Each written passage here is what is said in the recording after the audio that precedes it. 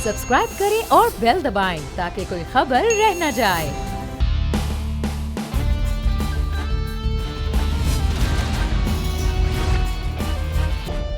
आलमगीर साहब, एक महीने से इजलास तो हो रहे हैं, शहरी हुकूमत और बल्दियात के डिपार्टमेंट, वजीर आला साहब ने भी एक मीटिंग कर ली। एक महीने से उन्होंने इजलास वगैरह तो किए हैं, लेकिन इजलास से ये नाले ही नहीं साफ हो रहे हैं। कराची थी कि भाई हम पूरे साल से खत लिख रहे हैं, इनको लिख रहे हैं कि पैसे इशू करो ताकि हम कुछ सफाई शुरू करें। 50 करोड़ रुपए मांग देती है लोग। तो ये अभी 2 दिन पहले इनको इजलास याद आ रहे हैं, 2 दिन पहले इनको पैसे और मीटिंग याद आ रही है। और फिर कोरोना चले, आप कह ले कोरोना तक, कोरोना भी तो 3 महीने था। उससे पहले कौन से तीर मारे आपने शहर में सफाई के? और फिर लोग हमसे पूछे कि आप यहाँ से MNA, तो आपके वो भाई अली आया था ना सफाई करने, उसको जगह नहीं दे रहे थे डंप करने के लिए कचरा, उसको गार्बेज ट्रांसफर स्टेशन नहीं दे रहे थे कि वो लैंडफिल तक कचरा पहुंचा ले। उसने रजाकाराना तौर पे इस महीना सफाई की। लेकिन मैं फिर से कहूँ ये हल नहीं है, मैं फिर से कहूँ कोई मुहिम हल नहीं है। सिस्टमैटिक अप्रोच होती है दुनिया भर में, एक साइंस से नाले की सफाई, कचरे की सफाई और इदारे फंक्शन करते हैं, जिसमें ये बुरी तरीके से नाकाम हो गए क्योंकि कराची का दर्द नहीं है इनमें। सर, अच्छा, एक बड़ा सिस्टमैटिक प्रॉब्लम सा है कराची में कि नालों की सफाई करने के लिए अलग डिपार्टमेंट है, वो कचरा उठाने का एक अलग डिपार्टमेंट है। अब मामला ये है कि शहरी हुकूमत और बल्दियात के महकमा, ये दोनों एक ही नाले पर 2 फंक्शन करते हुए नजर आते हैं। ये सिंप्लीफाई नहीं हो पाया है। दूसरा, मैं आपसे जानना चाहूँगा, शहरी हुकूमत के लिए कहा गया कि विफाक से उनको एक बहुत बड़े फंड्स दिए जाएंगे, जो आप लोग हैं, मेंबर नेशनल असम्बलीज हैं, यहाँ पर मेंबर सूबाई असम्बली हैं, उनके तहत शहरी हुकूमत के साथ मिलकर कराची के लिए कुछ होगा। तो क्या फिर आपने भी, विफाक ने भी कराची को फिर तनहा छोड़े रखा है? देखिए, एक चीज समझ लें, वफाक एक गवर्नमेंट का जो तरीकेकार होता है, चाहे वो फंड का होता है, वो एक चैनलाइज तरीके से होता है।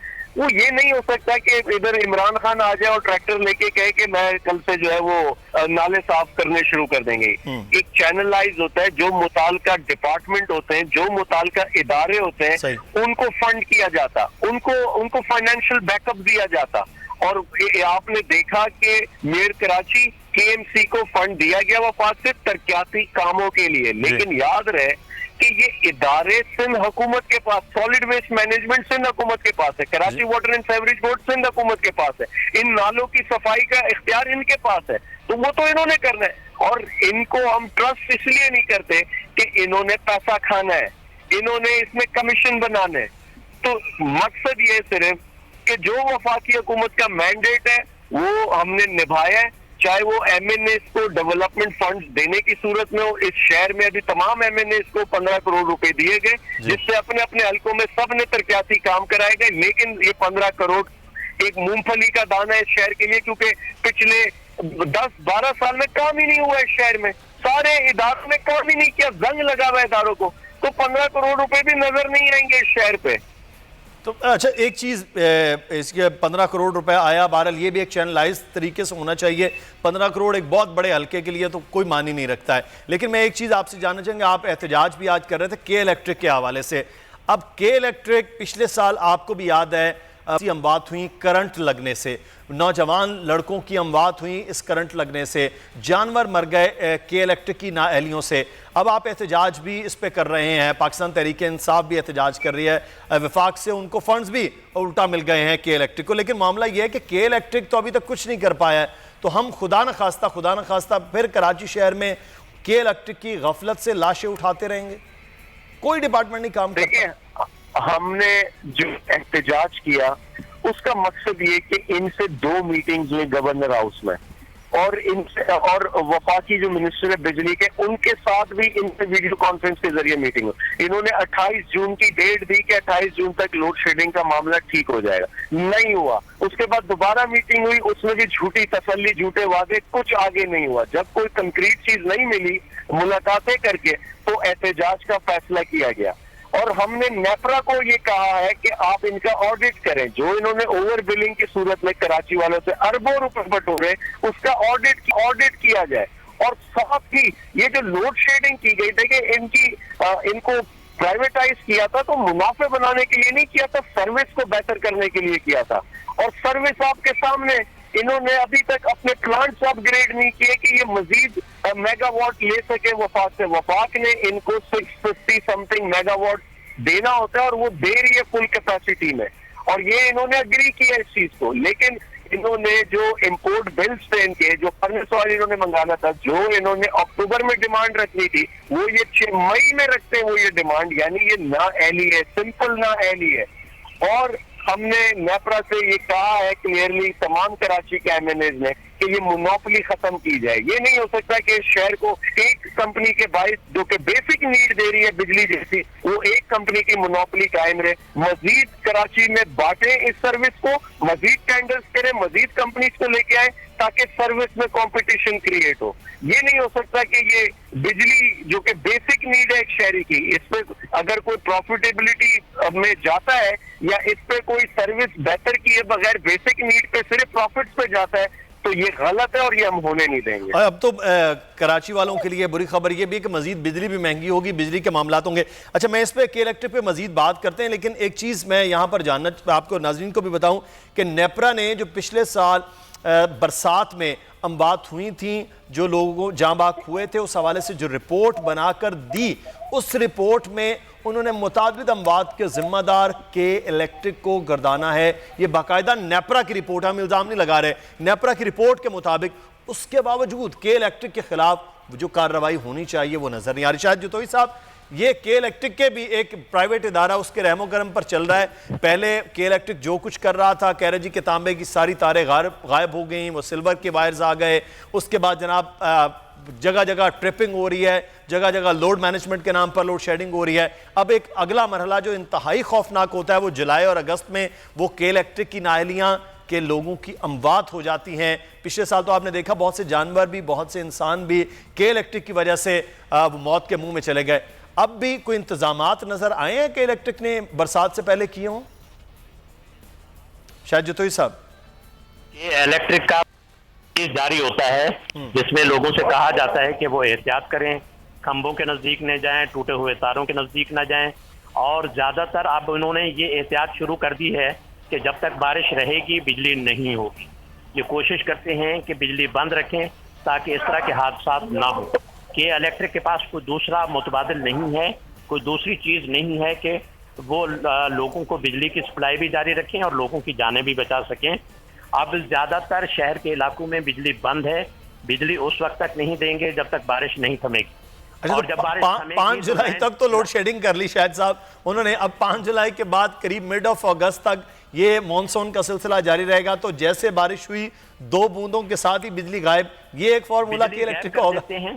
और उसके बाद लाइन फॉल्ट्स होते हैं। उसके बाद आप जब शिकायत करने जाते हैं, कंप्लेंट नंबर मिलता है आपको 6790 आपको, और आपको बताया जाता है कि आपकी कंप्लेंट को रिड्रेस करने में 4 दिन लगेंगे।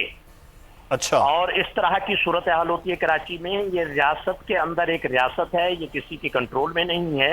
वफाकी हुकूमत ने ये इदारा प्राइवेटाइज किया था एक एग्रीमेंट के तहत। उस एग्रीमेंट की कोई कंडीशंस हैं, उस पर कोई अमल दरामद नहीं होता है, कोई पूछने वाला नहीं होता है। और इस शहर के लोग जो हैं वो बहुत ज्यादा परेशान हैं। शायद साहब एक और चीज होती के इलेक्ट्रिक ने इस वक्त बहुत ज्यादा बेचैनी पैदा कर दी है शहर में, जो एक सियासी बेचैनी की सूरत में भी तब्दील हो सकती है। ठीक है। अच्छा, हमारे साथ रहेगा शायद जदोई साहब। इस वक्त हमारी नुमाइंदा मरियम हसन इस वक्त हमारे साथ बारिश की सूरत हाल से आगाह कर रही हैं। जी मरियम, आगाह कीजिएगा।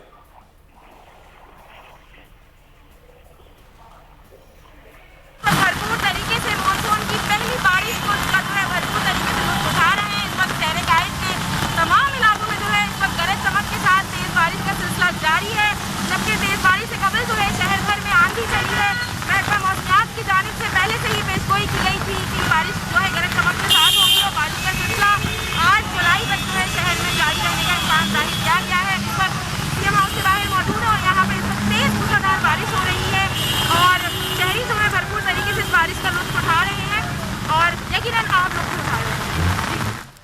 आगाह कर रही थी कि मुख्तलिफ इलाकों में इस वक्त बारिश का सिलसिला जारी है, जहाँ पर बिजली बंद हो गई है, वहीं पर अब बारिश से लुत्फ़अंदोज़ होने के लिए भी लोग जो है वो बाहर आ गए हैं। लेकिन ये जो रहमत है, अब्र रहमत है, वो रहमत ही रहे, क्योंकि अगर ये बहुत ज़्यादा बारिश हुई तो फिर नदी नाले कराची के मुख्तलिफ भर जाएंगे और लोगों के घरों तक ये पानी, माजी में ये तल्ख तजुर्बात रहे हैं कि वो पहुँच जाता है। बिजली तो वैसे ही बंद कर दी है इस वक्त के इलेक्ट्रिक के हवाले से बात करें शाहिद साहब, तो ये क्या वजह है? तमाम सियासी जमातें हुकूमत में, अपोजिशन में, वो इतना ज़्यादा बोझ नहीं डालती, इतना ज़्यादा जो है वो एग्रेशन नहीं दिखाती है के इलेक्ट्रिक के हवाले से।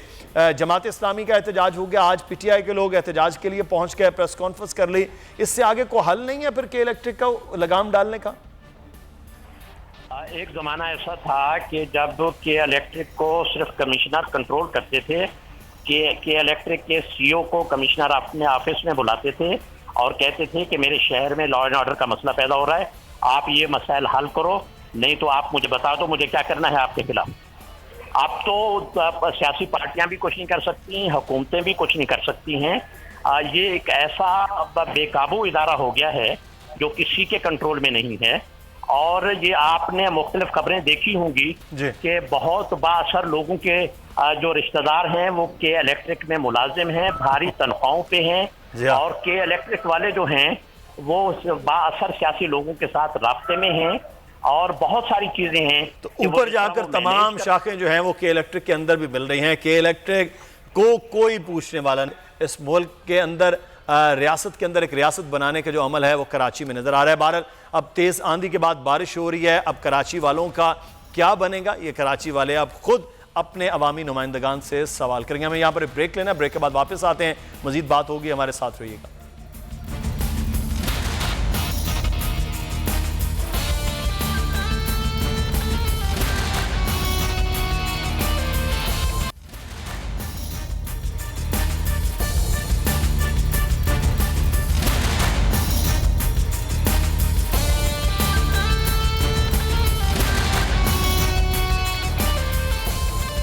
ब्रेक के बाद आपको खुश आमदीद कहते हैं। इस वक्त जो तेज़ आंधी और बारिश का सिलसिला कराची में जारी है, मुख्तलिफ इलाकों में तबाही के मनाजर भी नजर आ रहे हैं। Deputy bureau chief Karachi Shoaib Barni इस वक्त हमारे साथ मौजूद हैं। शुएब, आगाह कीजिएगा, आप कहाँ पर मौजूद हैं, क्या सूरत हाल देख रहे हैं?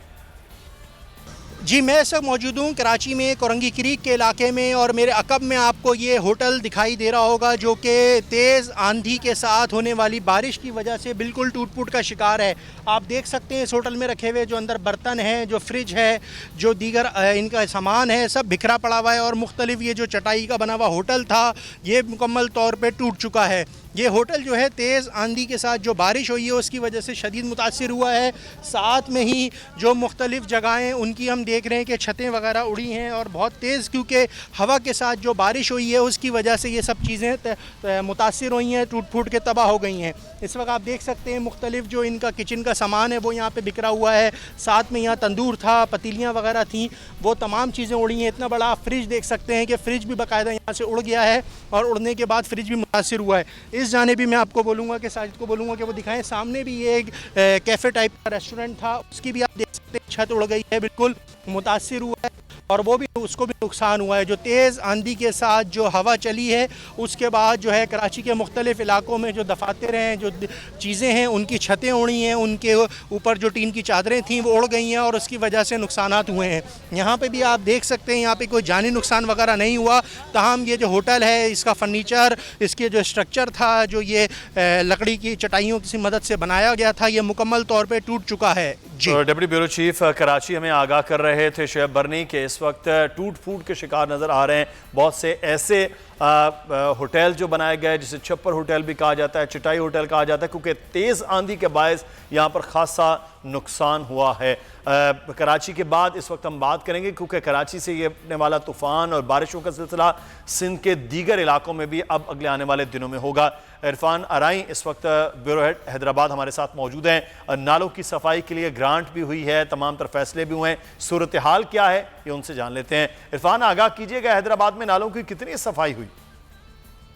जी, मुमकिन बारिशों की पेशन गोई के बाद हैदराबाद में जो सीवरेज का निज़ाम है उसकी सफाई का अमल अभी तक शुरू नहीं हो सका है। हैदराबाद शहर के जिस इलाके में हम मौजूद हैं, ये 3 नंबर तालाब का इलाका है। आप देख सकते हैं ये मरकजी सीवरेज का नाला है, निकासी है आपका मरकजी निज़ाम है, जो अट चुका है, कचरे से भरा हुआ है और इस कदर ये सॉलिड वेस्ट है कि आप इस पर चल सकते हैं। लोग यहाँ पर आए दिन पानी जमा हो जाने की वजह से परेशानी का शिकार होते हैं। ये लियाकत कॉलोनी से लेकर फुलेली नहर के मुख्तलिफ इलाकों से होता हुआ ये गुजरता है ये नाला, और इसकी सफाई का अमल गुज़िश्ता कई साल से नहीं हुआ है। ताहम जो बजट है वो ज़रूर लाखों में यहाँ पर खर्च होता है। मकीन यहाँ पर मौजूद है, हम इनसे बात करते हैं। आप बताइएगा ये जो नाला है इसकी सफाई कब से नहीं हुई है और क्या परेशानी है? इसको तो तकरीबन 2 साल हो चुके हैं ना। कोई आते हैं, काफ़ी सारे चैनल वाले आए, बयान भी दिया, मगर कुछ भी नहीं, ऐसा सफाई का कुछ भी नहीं हो रहा है, कुछ भी नहीं हो रहा है। कोई बल्दिया का आदमी, कोई वासा कोई कुछ भी नहीं आ रहा। गाड़ी आई थी 2 दिन पहले, वो वापसी आई, देखा, देखने के बाद चले गए ना। अच्छा, क्या बंदे भी बीमार हो रहे हैं, पानी यहाँ से जाता भी नहीं है। अभी आपको पता है बारिशों के मौसम भी लगे पड़े हैं, नाले और भर जाएंगे, बाहर आ जाएंगे, गंदगी रहती है, मच्छर रहते हैं। तो इसके लिए थोड़ा कोऑपरेट करें हमारे साथ, हमारा ये नाला वाला सेट कराएं। जी, जिस तरीके से आपने सुना कि शहरी कहते हैं कि कोई सफाई का इंतज़ाम नहीं है। 7 करोड़ रुपए जो हैं गुज़िश्ता रोज़ बताया जाता है कि कमिश्नर हैदराबाद को सिंध हुकूमत ने मुंतकिल किए हैं सिर्फ नालों की सफाई के हवाले से। तो वो पैसे कहाँ खर्च होंगे? ज़िले इंतज़ामिया इस हवाले से लायल में डिप्टी कमिश्नर फवाद गफ्फार सुमरो से हमने बात की तो उन्होंने कहा उन्हें 1 रुपया भी नहीं मिला है। मेयर हैदराबाद तैयब हुसैन कहते हैं कि कमिश्नर हैदराबाद को 7 करोड़ रुपये सिंध हुकूमत ने दिए हैं। वज़ीर आला ने उनसे बात की थी और सफाई का आज से अमल जो है वो शुरू हो जाना चाहिए, मगर यहाँ पर आप देख सकते हैं कि किसी किस्म की कोई सफाई नहीं है और ना ही कोई मशीनें हमें नज़र आ रही हैं। बल्दिया का अमला गायब है। जो खाकरूब हैं, जो कि 3000 से ज़ायद खाकरूब हैं, इरफान अराई हमें बता रहे हैं कि 60 रुपया वज़ीर आला ने कमिश्नर हैदराबाद को दिए कि हैदराबाद के नालों की सफाई का आगाज़ किया जाए, लेकिन नालों की हालत आपने देख ली है और बारिशों का सिलसिला शुरू हो गया है। कब ये नाले साफ़ होंगे और हैदराबाद कब इस सैलाबी सूरत हाल से बचेगा, ये अगले आने वाले दिनों में वहाँ के डिप्टी कमिश्नर्स ही बता सकेंगे और वहाँ के मेयर। लेकिन सक्खर की सूरत हाल क्या है, बारिशों के पेश नज़र वहाँ पर नालों की सफाई के लिए क्या इंतजाम किए गए हैं? सक्खर से ब्यूरो हेड शाहिद अली हमारे साथ मौजूद हैं। शाहिद, आगाह कीजिएगा सक्खर में क्या इंतजामात हैं, क्योंकि बारिशों का सिलसिला तो अब शुरू हो रहा है। सिंध के मुख्तलिफ इलाकों में इस वक्त बारिश हो रही है और अंदरून सिंध सक्खर समेत दीगर इलाकों में बारिश की पेशगोई की गई है। ऐसी सूरत हाल में म्यूनसिपल कॉरपोरेशन की जानिब से फौरी तौर पर सक्खर शहर के बरसाती नालों और दीगर नालों में से कूड़ा कचरा गंदगी निकाली जा रही है। इस वक्त म्यूनसिपल कॉरपोरेशन का अमला जो है वो मुख्तलिफ इलाकों में मसरूफ़ अमल है। हम इस वक्त वर्कशॉप रोड पुलिस लाइन के पास मौजूद हैं। यहाँ सकते हैं कि तमाम जो गटर हैं, जितने भी नाले हैं, बरसाती नाले, उनमें से कूड़ा कचरा निकाल कर डाला गया है और गाड़ियाँ ये कचरा उठाकर शहर से बाहर ले जा रही हैं। कोशिश ये की जा रही है कि जिन पॉइंट्स पर कूड़ा कचरा मौजूद है और जगह जगह जो ये नाले हैं ये पूरी तरह भरे हुए थे, इनकी सफाई कर दी जाए ताकि जिस वक्त बारिश हो ऐसी सूरत हाल में शहरियों को परेशानी का सामना न करना पड़े। तो हम इस वक्त भी पुराना सक्खर, नुमाइशगाह, कुरैशी रोड, भूसा लाइन के रोड जो हैं वो अभी वहाँ से पूरी तरह साफ़ नहीं हो सके, ना ही वहाँ बरसाती नालों में से कूड़ा कचरा पूरी तरह निकाला गया है। वहाँ के शहरियों को परेशानी हो सकती है। ताहम फिर भी म्यूनसिपल कॉरपोरेशन का अमला जो है वो मुसलसल मसरूफ़ अमल है और गाड़ियाँ और खाकरूब मुसलसल काम कर रहे हैं। जी ठीक है, मैं आगाह कर रहे थे सक्खर की सूरत हाल। सक्खर में कदर मुख्तलिफ सूरत हाल से हमारे नुमाइंदे हमें बता रहे थे कि वहाँ पर इस वक्त नालों की सफाई के साथ गटरों की सफाई का भी अमल शुरू हो गया है। कब तक अब ये देखा जाएगा कि वहाँ सक्खर में ये सफाई का अमल मुकम्मल होता है और जब बारिशें वहाँ पहुँचती हैं तो क्या सूरत हाल होगी। एक तरफ बारिशों का ये सिलसिला है, लेकिन दूसरी जानिब एक और मामला है जिससे निमटने के लिए इंतज़ामिया नज़र आ रही है। किसी जगह पर इंतज़ामिया कहीं नज़र नहीं आ रही है। वो अमल ये है कि कुछ अद्वियात इस वक्त महंगी कर दी गई और देखते ही देखते जिस दवा की कीमत 150 थी उस दवा की कीमत 1500 तक भी गई। कुछ ऐसे इंजेक्शन्स भी थे जिनके बारे में ये कहा गया कि ये कोरोना के लिए मुफीद हैं और रातों रात उनकी कीमतें लाखों रुपए तक पहुंच गई और वो फिर मिल भी नहीं रहे थे। कल की ही खबर आपको परसों की बताते चले कि वजीर रेलवे शेख रशीद अहमद ने खुद कहा कि वो 14 वजारतें चला चुके हैं, लेकिन एक इंजेक्शन जब उन्हें मिलना था तो वो कहीं से नहीं मिला है। तो ऐसे में एक ऐसे शख्स भी हैं जिन्होंने बाकायदा तौर पर सोशल मीडिया पर अपना नंबर दिया, तारुफ दिया कि मुझसे रब्ता किया जाए। 150-200 की दवा जो 1.5 लाख में दी जा रही है वो हम लोगों के घरों तक पहुंचा देंगे। जो 150-200 भी नहीं दे सकता है उसे फ्री ऑफ कॉस्ट भी ये दवा पहुंचाई जाएगी। इस वक्त हमारे साथ ब्रिगेडियर बशीर आराई साहब मौजूद हैं। बहुत शुक्रिया ब्रिगेडियर साहब आपके वक्त का। सर, ये आपको ख्याल कैसे आया कि ये अद्वियात जो इस वक्त कोरोना की वबा में इस्तेमाल की जा रही हैं मुख्तलिफ जगहों पर, ये अद्वियात सस्ते दामों या जो नहीं अफोर्ड कर सकते उनको ये दी जाएं, ये कैसे ख्याल आया? ये मेरा कोई नया काम नहीं है। मैं तो ये काम 8 साल से कर रहा हूँ, लेकिन तशहीर नहीं करता था, मैं खामोशी से कर रहा था। लेकिन अब हुआ ये कि कोरोना जो ये सीज़न आया, कोरोना के लोग जब मजबूर हुए तो मुझे फिर अनाउंस करना पड़ा कि भाई मैं ये काम करता हूँ। अच्छा ब्रिगेडियर साहब, मैं एक चीज़ आपसे, आप कौन सी अद्वियात हैं जो आप दे रहे हैं? लोग आपसे जब रब्ता करते हैं वो कौन सी अद्वियात हैं, और क्या ये अद्वियात मार्केट में बहुत महंगी हैं जो आप दे रहे हैं? देखिए, मैं मेडिसिन क्या प्रोवाइड कर रहा हूँ, मैं सपोर्टिव मेडिसिन दे रहा हूँ, विटामिन सी, विटामिन डी, इसके अलावा विटामिन सी, और फिर ये है कि एक एजिथ्रोमाइसिन है जो एंटीबायोटिक है, इसके बाद डेक्सामेथाजोन है। ये सारी मेडिसिन सस्ती हैं। डेक्सामेथाजोन अगर आपने किसी मरीज़ को देनी है तो इसकी टोटल कास्ट 100 रुपये से ज़्यादा नहीं है। अच्छा। लेकिन जुल्म ये हुआ है कि हमारी सोसाइटी में हम लोगों की मजबूरियों पे पैसा कमाते हैं। अगर किसी मरीज़ को दवाई डेक्सामेथाजोन चाहिए तो वो आप अगर मेरे ऑफिस में कोई विज़िट करें तो जो 100 रुपये की बॉक्स है उस पर उसकी रिटेल प्राइस 64 रुपीज़ है, जबकि वो मुझे 40 या 45 रुपए की पड़ती है। बताइए कितना पैसा चाहिए। और मैंने लाहौर में, अगर आप लाहौर में 1 लाख रुपए की मेडिसिन रख दें तो वहाँ के जो लोग इन्फेक्ट हो रहे हैं उनकी ज़रूरतें पूरी होती हैं। बात पैसे की नहीं है, बात काम करने की है। किसी को पता ही नहीं कि ये मेडिसिन है कितने की।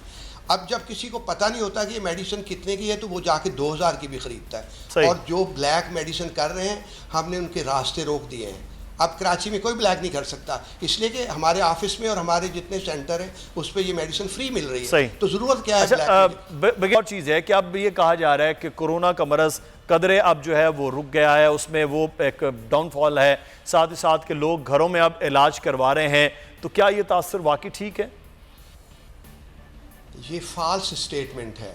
अभी तो पीक आना है और आप और 8 दिन के बाद देखिएगा कि इससे ज़्यादा केस बढ़ेंगे। अब तो लोग घरों में बैठे परेशान हैं। अगर उनको डर है कि अगर हम गवर्नमेंट के अदारों से कांटेक्ट करेंगे तो वो हमें उठा के कहीं ले जाके हॉस्पिटल में बंद कर देंगे। लेकिन हम जैसे जो लोग काम कर रहे हैं फील्ड में, हमसे वो कॉन्फिडेंस से बात करते हैं, क्योंकि हम उनको बताते हैं कि जी हम आपको ट्रीटमेंट पहुंचा देंगे। आपको कहीं हम कोई पुलिस के हाथ नहीं आएंगे, पुलिस आपके घर नहीं आ जाएगी, एम्बुलेंस आपके घर नहीं आ जाएगी। तो ये फॉल्स पिक्चर है कि केस कम हो। अच्छा डॉक्टर साहब, आपसे क्या आप खुद से कर रहे हैं या आप डोनेशन ले रहे हैं, क्या मामला, इस पर भी हम बात करेंगे। हमें यहाँ पर एक ब्रेक लेना है, ब्रेक के बाद वापस आएंगे, फिर मजीद बात होगी। ब्रिगेडियर साहब भी हमारे साथ हैं, नाज़रीन आप भी हमारे साथ रहिएगा।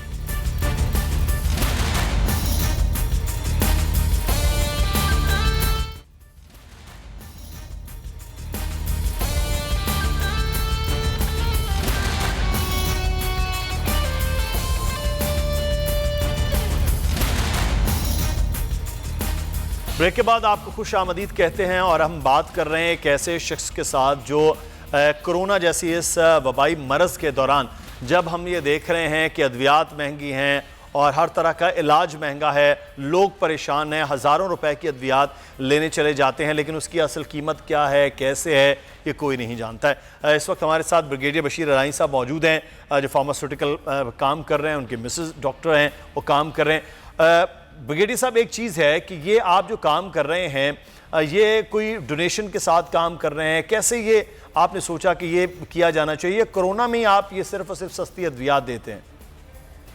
क्योंकि मैं बाय प्रोफेशन डॉक्टर हूँ, मेरी मिसेस भी डॉक्टर हैं और मेरा फार्मास्यूटिकल का काम है जी। तो मैं जितने भी जैसे स्वीट होम था उसमें मैं काम करता था, जाके जो यतीम बच्चे हैं उनके साथ वक्त गुजारता था। मैं थर में जाता हूँ, मेरी पोस्टिंग रही है छोर में, तो मुझे थर के लोगों के साथ बहुत मोहब्बत है। मैं वहाँ 2-3 साल पहले गुजारे हैं मैंने, जब 98-99 में, तो मैं थर में जाके उनके लिए काम करता हूँ। मेरे दोस्त कुछ USA में हैं, वो मुझे कुछ काम दे देते हैं कि पानी के कुएँ बनवा दें, नलके लगवा दें, तो वो मैं जाके करवाता हूँ। लेकिन ज़ाहिर है ये सारा काम चुपचाप हो रहा था और हम किसी से डोनेशन नहीं लेते। हम अपने ही ख़ानदान से और अपने ही घर से ये काम करते थे। और अब ये तशहीर मेरे काम की इसलिए हुई है कि पूरे पाकिस्तान में ये काम करना पड़ा। पहले ये था कि हम सिंध में कर लेते थे, पंजाब में नहीं करते थे, लेकिन अब तो परेशान सारे पाकिस्तान के लोग हैं और मेडिसिन आप की जो ज़रूरत की मेडिसिन है वो ब्लैक हो रही है। तो अब मैं ये झंडा लेके निकला था कि जिहाद करना चाहिए कि जो ब्लैक कर रहे हैं उनको कैसे रोकूं। तो उनको रोकने के लिए मैंने अनाउंसमेंट की कि आपको दवाइयाँ फ्री मिलेंगी, आप जाके ब्लैक में ना ख़रीदें।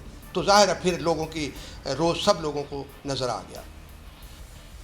अच्छा, अब ब्रिगेडियर मैं आपसे यहाँ पर जानना चाहूँगा कि आप ख़ुद डॉक्टर हैं, आपकी मिसेस डॉक्टर्स हैं, आपने अपने नंबर भी दे रखा है, लोग आपसे रब्ता भी करते हैं। क्या इस मरज़ में वाकई लोगों को बहुत खौफ है कि कोरोना हो जाएगा और उनके साथ क्या होगा, और ये मरज़ जो है वो कितना नुकसान पहुँचा सकती है?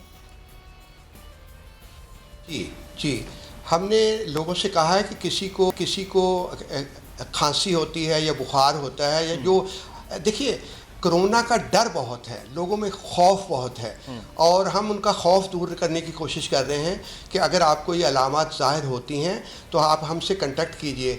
मेरी मिसेस का नंबर अवेलेबल है, वो लोगों को ये ब्रीफ करती हैं कि आपको ये अलामात हों तो आपने एक्चुअली करना क्या है। अगर एक घर में 4 लोग हैं और किसी एक को ये अलामत है तो हम कहते हैं आप अपने कमरे में बैठ जाइए, और बाकी लोगों को बताते हैं कि जी उनको जब तक ये अलामत हैं उनको ये मेडिसिन, बेसिक मेडिसिन जो हैं, ताकि उनकी इम्यूनिटी कम हो जाती है तो वो उनको मेडिसिन समझा देते हैं और उनको कहते हैं अच्छी डाइट लें। लेकिन अगर फ़र्ज़ करें उनको सांस में तकलीफ़ होने लगती है और लंग्स अफेक्ट होते हैं तो हम कभी ये भी कहते हैं उनको कि जी अच्छा, हम ये कहते हैं कि आप टेस्ट ना कराएं, टेस्ट बाद में कराएंगे, पहले आप आइसोलेट हो जाएं, क्योंकि अगर टेस्ट पॉजिटिव भी आ गया तो फिर भी आपने आइसोलेट होना है।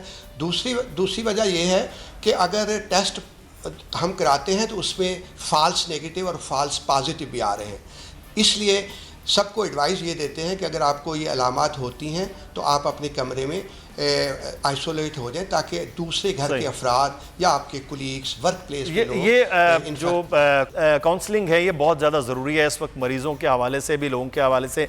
एक चीज़ मैं आपसे जानना चाहूँगा, अद्वियात के साथ साथ लोगों को बहुत ज़्यादा ज़रूरत पड़ी है इस मरज़ में ऑक्सीजन सिलेंडर की, तो क्या डॉक्टर साहब आप इस पर भी काम कर रहे हैं, ऑक्सीजन सिलेंडर मुहैया करना, ख़ास तौर पर ऐसे लोगों को जो अफोर्ड भी नहीं कर सकते हैं? देखिए, ऑक्सीजन सिलेंडर पे मैंने काम नहीं किया था क्योंकि मैं ऑक्सीजन सिलेंडर जो था ना वो सिर्फ आर्मी को प्रोवाइड कर रहा था। अच्छा। मेरा ख्याल था कि सांस लेना है इंसानों ने तो इस पे जुल्म नहीं होगा, लेकिन हमने तो हवा पे भी ब्लैकमेलिंग शुरू कर दी है। मैं वाकई सिलेंडर ये मैं भूल गया कि आखिर में ऑक्सीजन की भी ज़रूरत पड़ी होगी तो इसका भी इंतज़ाम कर लूँ, लेकिन अब मुझे कुछ लोग कह रहे हैं कि हम आपको सिलेंडर्स प्रोवाइड करेंगे, और मैं लोगों से कहता हूँ मुझे सिलेंडर ले दें, ऑक्सीजन फिल करके हम उनको दे देंगे और ये प्रॉपर्टी आपकी रहेगी, डोनर की रहेगी प्रॉपर्टी। हाँ, सिलेंडर तो हम उनसे वापस ले लेंगे और खुदा न खास्ता कभी हम क्राइसिस में गए तो यही सिलेंडर दोबारा वापस आएंगे। आई एम सॉरी कि मैं इस फील्ड ठीक है, बिल्कुल, बहुत ज़बरदस्त ब्रिगेडियर साहब आप इस वक्त लोगों के लिए, क्योंकि ये एक मामला ऐसा है कि अद्वियात का फराहम करना बहुत ज़्यादा ज़रूरी है और वो भी सस्ती अद्वियात दी जाएँ क्योंकि लोगों को इस वक्त ज़रूरी है, लेकिन साथ ही साथ काउंसलिंग जो है मरीज़ों की किया जाना वो बहरहाल अहम है। प्रोग्राम को ख़त्म करते हैं, लेकिन एक बात का ज़रूर ख्याल रखिए इस वक्त तमाम लोग देखने वाले, क्योंकि इस वक्त के इलेक्ट्रिक की नालियाँ वो आपके सामने हैं, बिजली के तारों से, बिजली के पोल से वो दूर रहें, बिला ज़रूरत घरों से ख़ास तौर पर बच्चों को निकलने न दें। बारिश का मौसम है, लड़के बच्चे बाहर जाना चाहते हैं, घूमना चाहते हैं, लेकिन इस वक्त बहुत ज़्यादा एहतियात की ज़रूरत है। 2 से 3 दिन ये अर्बन फ्लडिंग का मामला है, पिछले साल भी आपको याद होगा कि कुछ नदी नाले भर गए, कुछ हमारे शहर में गटर खुले हुए हैं जो पानी की वजह से नज़र नहीं आते और उन मैन होल्स के अंदर भी बच्चों के गिरने के वाक़यात होते हैं। अपना बहुत सा ख्याल रखिएगा। प्रोग्राम से मुदस्सिर इकबाल को इजाज़त दें। अल्लाह हाफ़िज़।